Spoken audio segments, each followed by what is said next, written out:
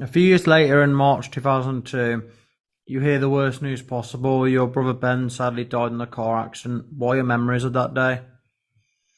Yeah, that's I told you I didn't have a very good memory, but unfortunately, that's a day that I'll never forget. It was incredibly well. It wasn't sad because it was just a shock, and I didn't even believe when the words came out of my dad's mouth. I just couldn't. I couldn't comprehend it. So it was a huge shock, and it's just something that changed my life forever. I think before that moment, probably that was only probably 5 or 6 years after I lost my best friend in a car accident as well. So, but before that moment when I lost my best friend, the worst thing that had ever happened to me in my life was that I'd probably had a couple of bad games of cricket or something like that. So it was a period of time where I was very humbled by life, and it's changed me a lot. It's changed a lot about me. I think I used to take a lot for granted. I used to get worry about little things. But now I don't tend to worry about those things. I realise that life's about enjoying it and enjoying the people that you love around you. The weeks after Ben's death must have been so difficult for you and your family. Did you allow yourself time to grieve, and how were you during this time? Yeah, I did.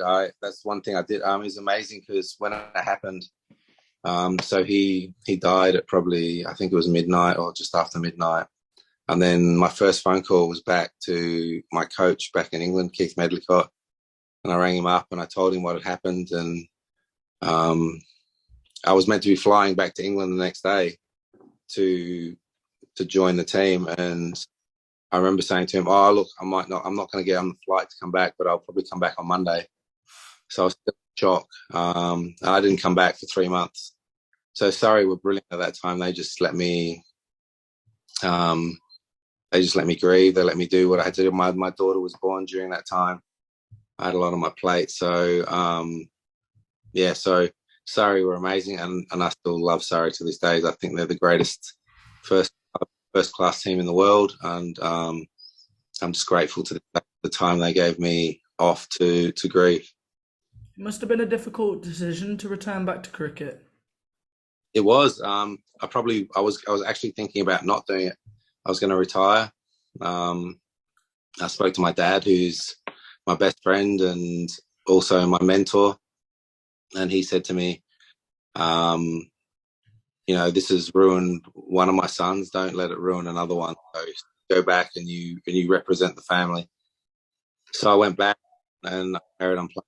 So it was tough, though. I'm not going to lie, it wasn't easy. I mean, I think losing anyone's tough, but it's tough when every day I had to look across to where he would sit, or I would field at second slip and he used to field at gully, and I used to throw the ball to him probably 300 times a day when it was going back around the field back to the bowler, and then all of a sudden he wasn't there.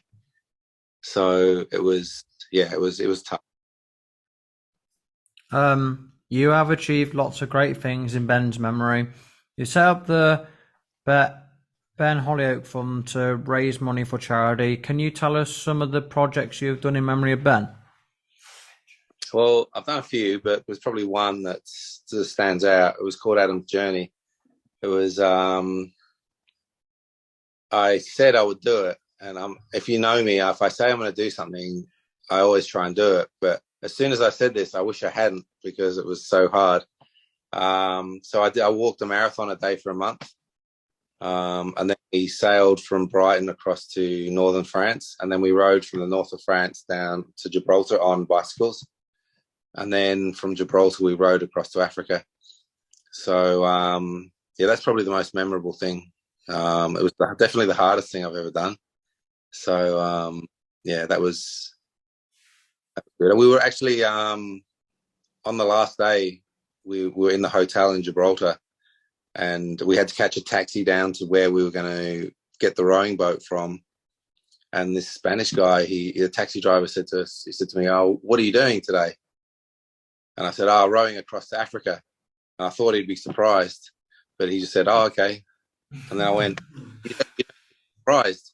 He said, no. He goes, I said, do a lot of people do that? You know, it sounds like you're not surprised by it at all. He says, no, lots of people do it, but they all die.